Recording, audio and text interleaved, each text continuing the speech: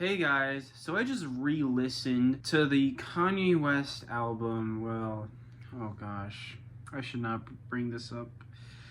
Is it even okay to make this video? I don't know. I'm gonna play it safe for now. I'm gonna go with a Kanye West album that I don't really like that much, but is not totally anti-Semitic. If you don't know, Kanye West used to be a rapper who absolutely changed the game with his first two studio albums, The College Dropout and Late Registration, which kind of ended sort of bling, kind of drug use era of rapping and changed it to more about real life experiences such as family members, illness, college, being stuck in a dead end job, etc., etc., etc. And I will say, despite his abhorrent actions as of recent, I find both College Dropout and Late Registration to be very relatable, along with his third album in the college trilogy, Graduation. Even though I am a little bit more lukewarm on that album, I do understand why people absolutely love it. But then over time, he kind of became more and more insane, starting with the VMAs incident in 2009 with Taylor Swift.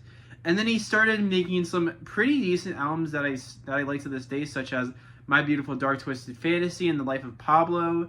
But instead of talking about more relatable experiences, it's just Kanye West being kind of an egotistical maniac and realizing that, wow, I'm a really bad person. Maybe I should do something about this. And I feel like we kind of all let him off the hook for a while because he did make some absolute masterpiece songs. Like, come on, you can't tell me Devil in a New Dress or Saint Pablo aren't almost perfect songs, because they are, and you're just lying if you don't think so. Anyways, after 2022, and he went on Alex Jones and started praising some of the most abhorrent people, including the funny Austrian painter, he's become a very, very bad person, and that's why I feel uncomfortable making this video just to start off with. I just want to say this. I absolutely condemn anti-Semitism in any way. I think anti-Semitism is disgusting. And you might think, oh, what about the whole Israel-Palestine? Listen, I despise the IDF. I think Netanyahu is one of the most evil people on the planet right now. But that doesn't mean that I hate every single person of a certain race just because of the actions of a few horrible people. That's stupid. That's ignorant, and that's just not fun. I just want to get that out of the way. So no, Kanye West is a freaking insane psychopath. Netanyahu is an even more freaking insane psychopath. And both of them need to step down from what they're doing right now. Before Kanye went insane, he made a little record called Jesus is King, which is a gospel record. Contains no swearing, which, fine by me.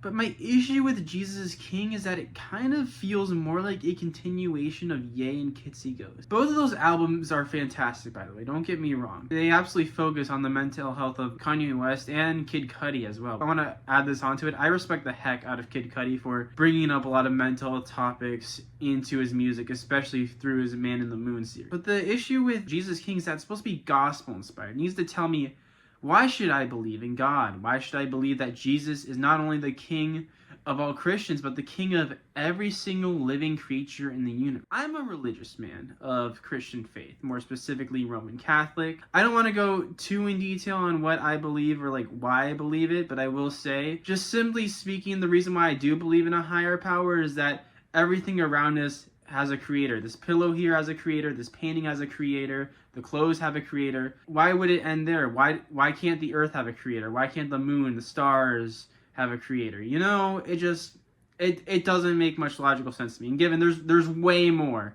reasons why I believe in God, but I think that's just one of the main ones. So that was a long tangent. Holy heck. Let's actually get into the music. So the album starts off with Every Hour, which I'm gonna be honest, I like the piano bit a little bit in the church choir, but it feels so short. It's only 2 minutes, and you don't even get a lot of Ye off. And then next up, you get to the song Salah, which, again, you get more Ye. I think the production here is pretty creative. It does feel kind of grand. But I feel like in Salah, Kanye is more just talking about himself and his own personal problems, and not actually why I should be Christian. What is the good news from the Gospels of Jesus Christ, his sacrifice to us all? Like, you don't really get that. You don't really get that a lot either with Follow God as well, with an even more generic, kind of boring, spacey beat. And then you get Closed on Sunday, which I'll admit, I think the song is actually kind of overhated. I think the production's a little cool, and I do like how he says that if no one else wants to join me on this journey, I'll just go alone. Which, yeah, respect for Kanye for doing that. And next up we get to On God, which might actually be one of my favorite tracks on this album. It does feel like he's talking less about himself and more talking about God and the good news of God. Not really the good news of Jesus though, or the gospel, just good news of God, I guess.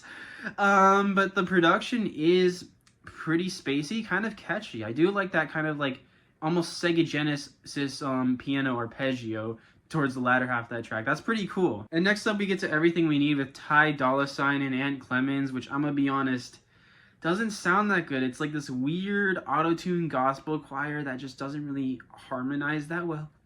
I don't know. I'm not a big fan of it. And then next up we get to Water, which even sounds more awkward auto-tune choir with it also featuring Ant Clemens in. Yeah, probably my least favorite track on the album, I'm gonna be honest. It's so awkward, so unfinished. I just don't like it. But then next up, we have kind of the pinnacle point, the center point to this entire album. And that is God Is, which, holy crap, the amount of times I've heard the song God Is insane, which I do like the choir a bit and the string orchestra intro, but I feel like, ironically enough, Kanye West is the main issue with this track because it feels like he's trying way too hard and the writing is a bit corny. Like, it's like he's more so talking about how Jesus and Christianity has helped him personally, you know, and not just the good news of Jesus in general, which, again, with an egomaniac like Kanye West, that is just something I should expect at this point. Like, I've got to mention, back in the College Dropout album, he dropped one of the best gospel rap songs of all time in Jesus Walks.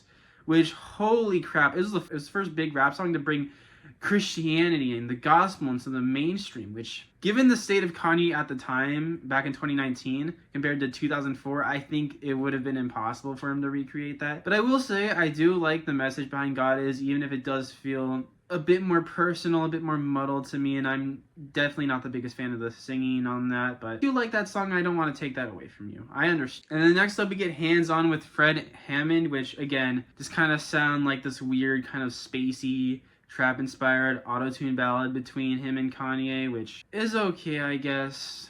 I don't really have much to say to that. And next up we get to what is easily my favorite song off this project, as well as probably the only one I'd be willing to add to my playlist, and that's Use This Gospel, performed with Kenny G and Clips. I know Clips also recently released a new album that's kind of gospel-inspired, but I'm going to be honest, I kind of have no interest in reviewing it, not because I think the album is bad or anything, but like a lot of the themes I just don't really get, and I don't necessarily care for the Pusha T versus Travis Scott beef. Like, maybe if I get enough requests, I'll cover it eventually. But for now, you can like see my very basic, very terrible review on Album of the Year if you're interested enough. Back to Use This Gospel now. So first of all, this track starts off with this kind of like beeping sound, almost like a metronome or something that you hear at a railroad crossing right before a train approaches. And you got this beautiful kind of auto-tune ballad, which I'm gonna be honest, in normal circumstances I might not care for, but here I think it's kind of good. And believe it or not, I think Kanye's singing here is actually pretty decent. It's not impressive or groundbreaking, but I think it's certainly better than on God Is. And the lyrics here kind of feel more gospel inspired, more heavenly inspired. Instead of Kanye talking about himself and how he has struggled with God